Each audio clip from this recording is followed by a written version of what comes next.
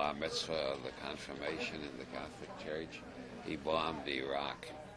Every president has to bomb someplace. In the last 3 presidents, it's become a tradition to pick Iraq.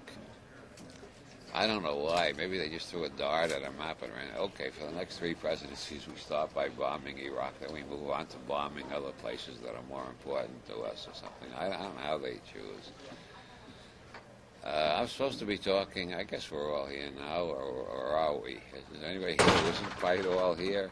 Besides me, I mean. Can I get back to where you were sitting now?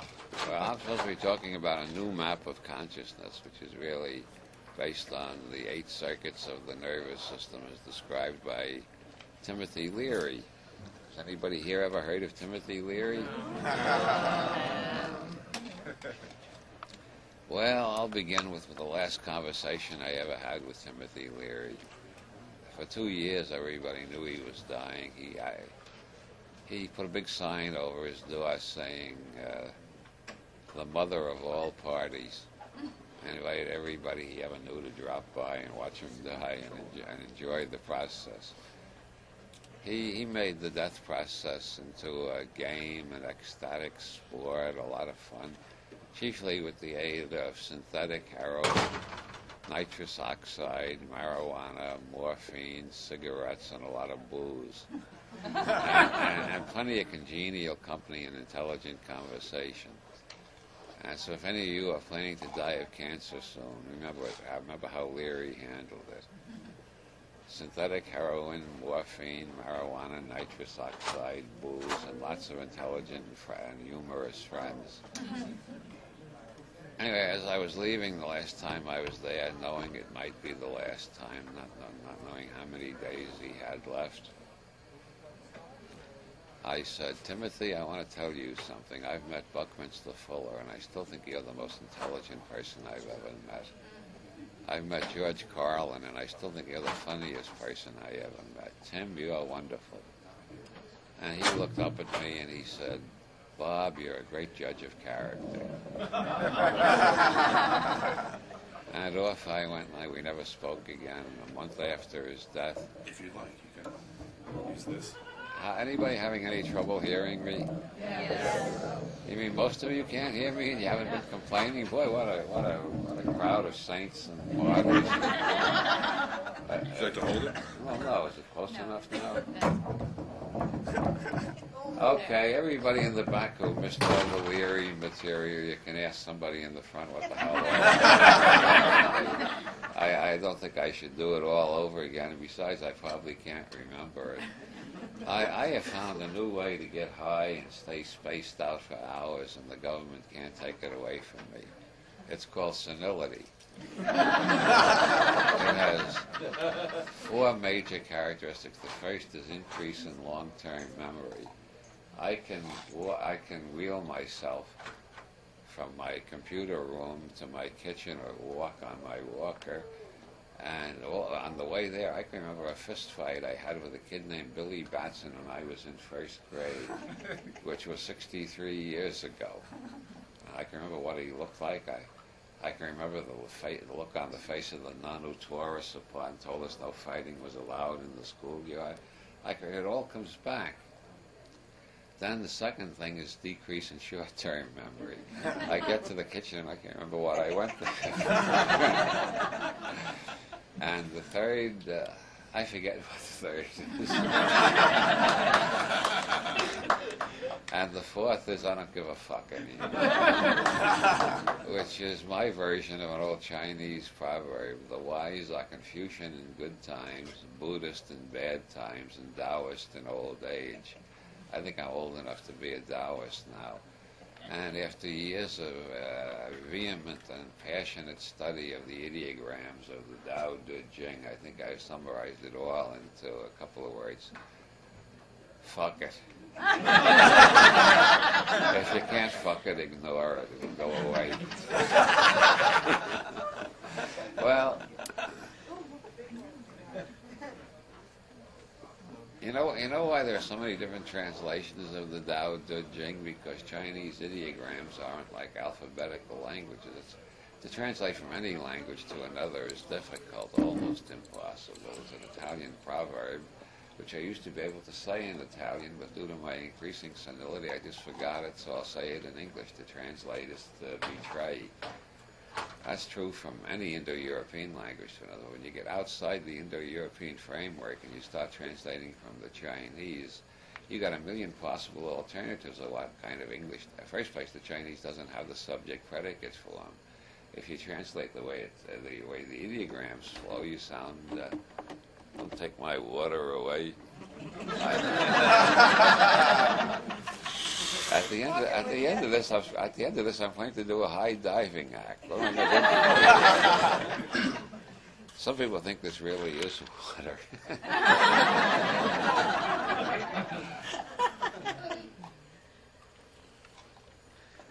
Where was I before they were trying to steal my water? Chinese ideograms. Oh yeah. I never used to dare to try any Chinese in public for fear somebody would actually know some Chinese and correct me.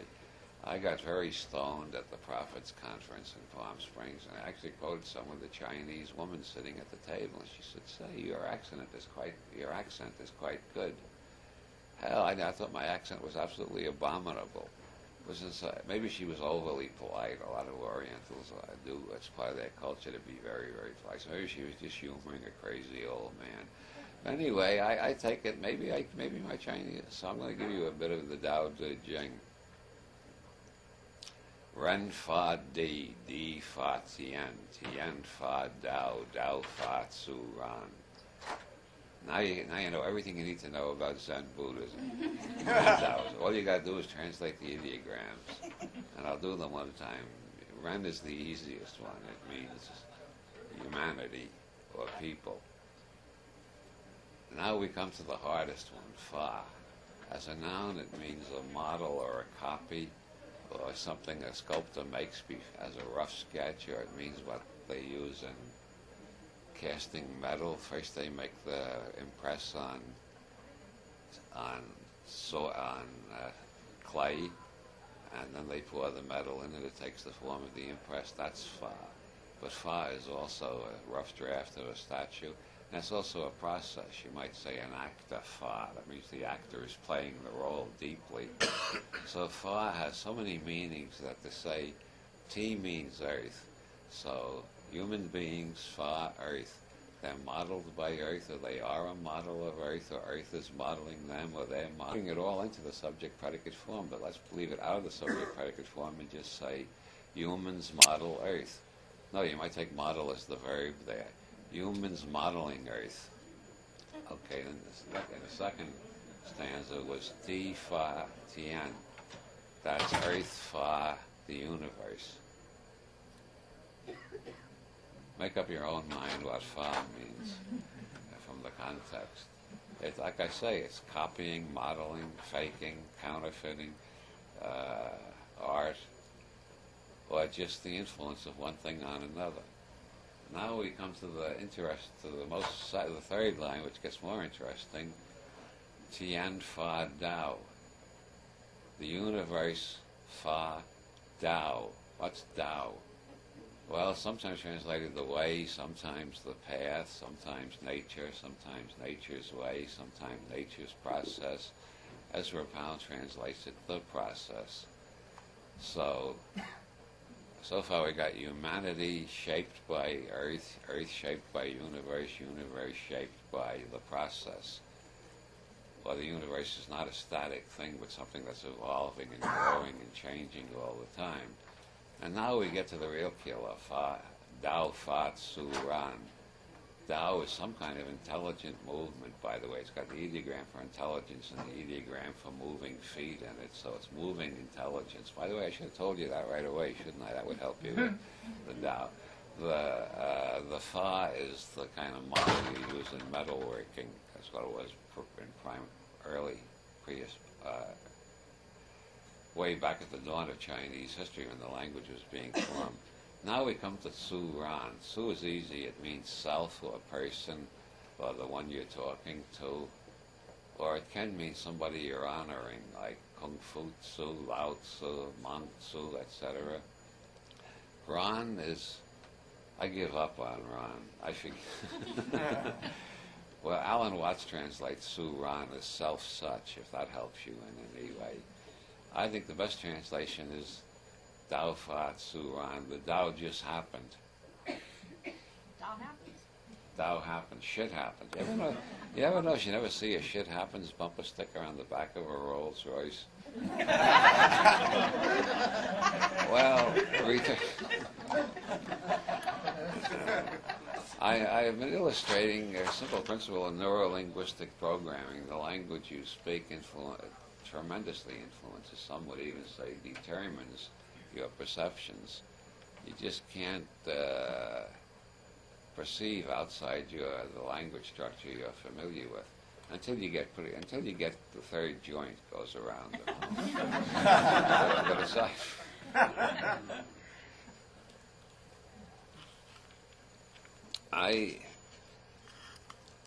I've been fascinated by psychology since I was in my teens. Like most teenagers who get interested in psychology, I was trying to solve a major problem. Why am I so fucked up? That's one thing you go to any college and you look at the psych majors and you look at the rest of the students, and obviously the psych majors are the ones who look obviously like they were all fucked up. That's why they're trying to find out in psychology, how did I get fucked up and is there any way to get unfucked? And I've been working on it for over 50 years now, and she's still all fucked up. But now I'm making a living from it. Anyway, in all the psychology I've read, I think the best model of the human brain is in the later works of Timothy Leary in the 70s and early 80s after he got out of prison. He made some very important discoveries in the 60s, which I think will be, if we ever have a free scientific community again with free research and all those things that were so bitterly fought for in the Renaissance, if they ever come back again and the Inquisition goes away, there's Alan Watts told me the worst error of historians is their belief that the Roman Empire fell. It never fell. It still controls the Western world through the Mafia and the Vatican. And it's taken me about 30 years to realize how accurate that judgment of Alan's was. And the other major error of historians, I forget. Oh, well. Well, moving onward. From now on, I'm not going to let anybody persuade me to have any marijuana before I do a speech.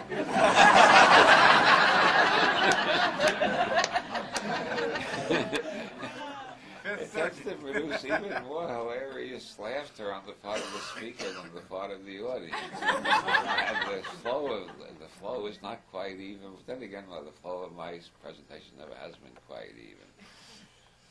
Anyway, in my study of psychology, I think the best map I found is Timothy Leary's.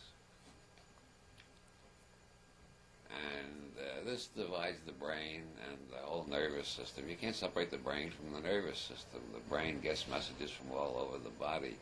There's one writer, Ernest Lawrence Rossi, in the books, The Psychology of Mind, Body Healing, a very good book on how faith healing and cursing work. If you want, well, they both work on the same principles, you know.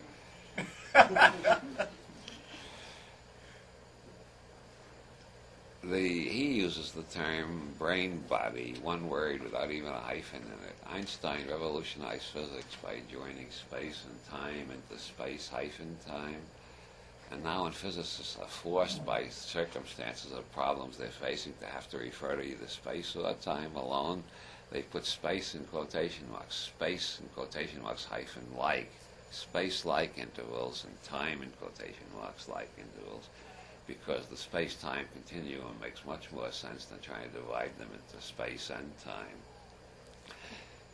Lawrence Rossi proposes, instead of thinking about mind and body, we think about the brain-body, and we think of how the different circuits in the brain-body work together. That's just what Leary was doing back in the 70s. Now, you all know how the carpet tastes.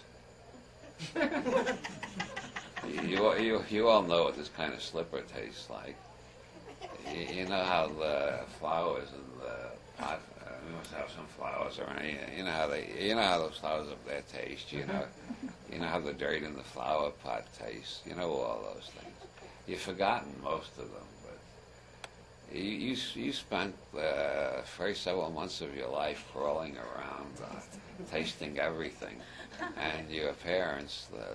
Parents are human beings suffering from a form of mental illness that makes them believe they know how to raise a child. I was one 4 times over, which is why I don't trust myself at all. Being a parent consists of running around after saying, don't put that in your mouth, don't put that in your mouth, don't put that in your mouth. And, you know, then we get a president, everybody's going around saying, don't put that in your mouth. See that happen. Well, the problem is there are 2 types of things in the world from the point of view of the very small brain of the amoeba, the reptile, the fish, or the newborn infant. The noxious and the predatory. No, I mean the noxious and the predatory on one side and the nourishing on the other. Let's put the noxious and predatory into one category to make it easier. Just call them the hurtful or dangerous and the nourishing. So the first job of the newborn of any species is to locate the source of nourishment. In all mammals, this is the mother. Hey, do we sound like Sigmund Freud here? Well, a little bit, but Leary calls this the oral biosurvival circuit. It wants to hook itself to a tit, and it wants to be sung to and hugged, and it wants, above all, to be fed regularly, because all infants are born naked, hungry, and intensely curious. So it begins to expand its idea of safe space away from mother to various distances away. But it knows if it goes too far, it might lose contact with mother entirely and never eat again. So the world gets divided up into safe space and dangerous space. And even if the mother is with it, sometimes a place that looks too strange will scare the living hell out of a small infant. They'll scream and holler, you know, it's because nothing looks familiar. And then they'll start the great infant mantra, which is the origin of most of the sacred mantras of India. Oh, Mommy, take me home. Oh, Mommy, take me home.